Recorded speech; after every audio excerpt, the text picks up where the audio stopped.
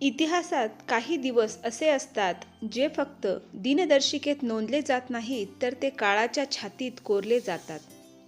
रायगडाच्या कडेकपारींनी तो दिवस पाहिला होता, जेव्हा एक राजपुत्र सिंहासनाकडे चालत होता. पण तो चालत नव्हता, तो जबाबदारी उचलत होता. छत्रपती शिवाजी महाराजांनंतर स्वराज्याला वारसा मिळाला नव्हता, तर एक अग्निपरीक्षा मिळाली होती. आणि त्या अग्नीतून जो बाहेर आला तो फक्त राजा नव्हता, तर तो होता धर्मवीर छत्रपती संभाजी महाराज. ही कथा आहे राज्याभिषेकाच्या त्या तेजस्वी दिवसाची, जिथे सोन्याचा मुकुट नव्हता, पण बलिदानाची शपथ होती. धर्मवीर छत्रपती संभाजी महाराज. राज्याभिषेकाचा तेजस्वी दिवस. छत्रपती शिवाजी महाराजांच्या निधनानंतर स्वराज्यावर दुःखाचं सावट पसरलं होतं. रायगडावर शांतता होती, पण ती शांतता वादळापूर्वीची होती. मावळ्यांच्या डोळ्यात अश्रू होते, मनात भीती होती. आता स्वराज्याचं काय होणार? कारण स्वराज्य म्हणजे फक्त गड किल्ले नव्हते, तर ती एक जिवंत चळवळ होती. आणि त्या चळवळीला आता नव्या नेतृत्वाची गरज होती. त्या काळात छत्रपती संभाजी महाराजांचे आयुष्य सोपं नव्हतं. ते शिवाजी महाराजांचे पुत्र होते, पण सिंहासनापर्यंतचा त्यांचा प्रवास काट्यांनी भरलेला होता. घरातले कट कारस्थान, बाहेरचे शत्रू आणि स्वराज्याला गिळंकृत करण्याच्या तयारीत असलेले मुघल आदिलशाही आणि पोर्तुगीज सगळेच संधी शोधत होते. काहींना वाटत होतं संभाजी तरुण आहे, हट्टी आहे, स्वराज्य सांभाळू शकणार नाही. पण काळाला अजून संभाजी महाराजांची खरी ओळख पटली नव्हती. संभाजी महाराज लहानपणापासूनच असामान्य होते. संस्कृत, पारशी, मराठी, हिंदी अशा अनेक भाषा त्यांना अवगत होत्या. शस्त्रविद्या, घोडेस्वारी, रणनीती यात ते निष्णात होते. पण या सगळ्यांपेक्षा मोठी गोष्ट म्हणजे त्यांच्यात शिवाजी महाराजांचा स्वाभिमान आणि स्वराज्यावरील निष्ठा रक्तात भिनलेली होती. ते केवळ राजपुत्र नव्हते, तर स्वराज्याचे खरे वारस होते. शेवटी तो ऐतिहासिक दिवस उजाडला. इसवी सन 1681. रायगडावर संभाजी महाराजांचा राज्याभिषेक. गड सजला होता, पण हा सोहळा वैभवासाठी नव्हता, तर जबाबदारीसाठी होता.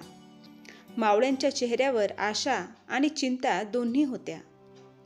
सिंहासनासमोर उभे असलेले संभाजी महाराज शांत होते, पण त्यांच्या डोळ्यात प्रखर तेज होतं. ते तेज ऐश आरामाचं नव्हतं, तर संघर्षाचं होतं. राज्याभिषेकाच्या विविध मंत्रोच्चार सुरू होते. त्या प्रत्येक मंत्रासोबत जणू स्वराज्याची जबाबदारी त्यांच्या खांद्यावर बसत होती. छत्रपती संभाजी महाराजांनी मुकुट धारण केला, पण तो मुकुट सोन्याचा नव्हता, तो होता बलिदानाचा. त्यांनी सिंहासनावर बसताना मनोमन एकच शपथ घेतली, हे स्वराज्य मी माझ्या प्राणांपेक्षा अधिक जपेन.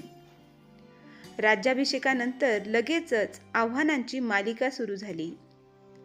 औरंगजेब दक्षिणेत उतरला होता. लाखो सैन्य, प्रचंड संपत्ती आणि अखंड साम्राज्याची लालसा घेऊन तो स्वराज्यावर चाल करू लागला. पण संभाजी महाराज डगमगले नाही. त्यांनी स्वराज्याचं धोरण बदललं नाही.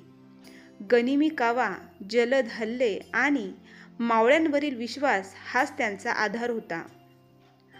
संभाजी महाराज स्वतः रणांगणात उतरायचे. ते फक्त आदेश देणारे राजा नव्हते, तर पुढे चालणारे सेनानी होते. मावळे त्यांच्यासाठी जीव द्यायला तयार असायचे, कारण संभाजी महाराज त्यांच्यासोबत लढायचे, त्यांच्यासोबत उपाशी राहायचे आणि त्यांच्यासोबतच संकटांना सामोरे जायचे. स्वराज्यातील प्रत्येक सैनिकाला वाटायचं हा राजा आपलाच आहे.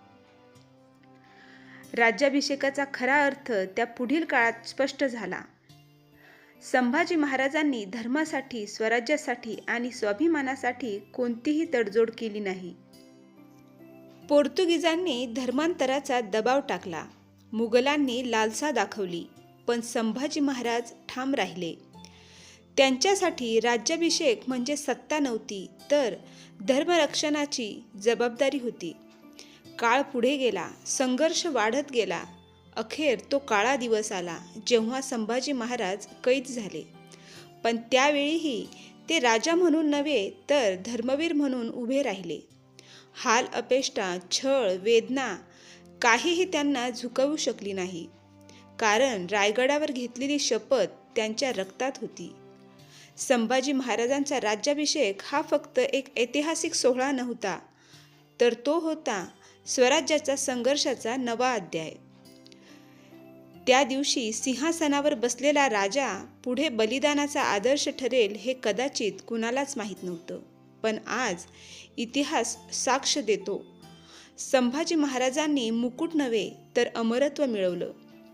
आज जेव्हा आपण संभाजी महाराजांचा राज्याभिषेक दिन साजरा करतो, तेव्हा फक्त जयघोष करून थांबू नये. त्यांच्या विचारांची, त्यांच्या निष्ठेची आणि त्यांच्या निर्भयतेची आठवण ठेवावी. कारण स्वराज्य टिकवणं जितकं महत्त्वाचं होतं, तितकंच ते टिकवण्यासाठी प्राण देणंही महत्त्वाचं होतं. धर्मवीर छत्रपती संभाजी महाराज राज्याभिषेकाने राजा झाले आणि बलिदानाने अमर झाले. रायगडावर त्या दिवशी सिंहासनावर एक राजा बसला होता, पण इतिहासाला माहीत होतं, हा राजा सिंहासनासाठी नव्हे तर धर्मासाठी जगणारा आहे. संभाजी महाराजांनी राज्याभिषेकाच्या दिवशी स्वतःला स्वराज्याला अर्पण केलं आणि पुढे आयुष्यभर त्या शपथेवर ते ठाम राहिले. ते झुकले नाहीत, ते विकले गेले नाहीत आणि त्यांनी कधीही धर्माशी तडजोड केली नाही. म्हणूनच आजही रक्ताच्या शाईने इतिहास लिहिताना एक नाव अभिमानाने चमकतं, धर्मवीर छत्रपती संभाजी महाराज. राज्याभिषेकाने राजे झाले आणि बलिदानाने अमर झाले.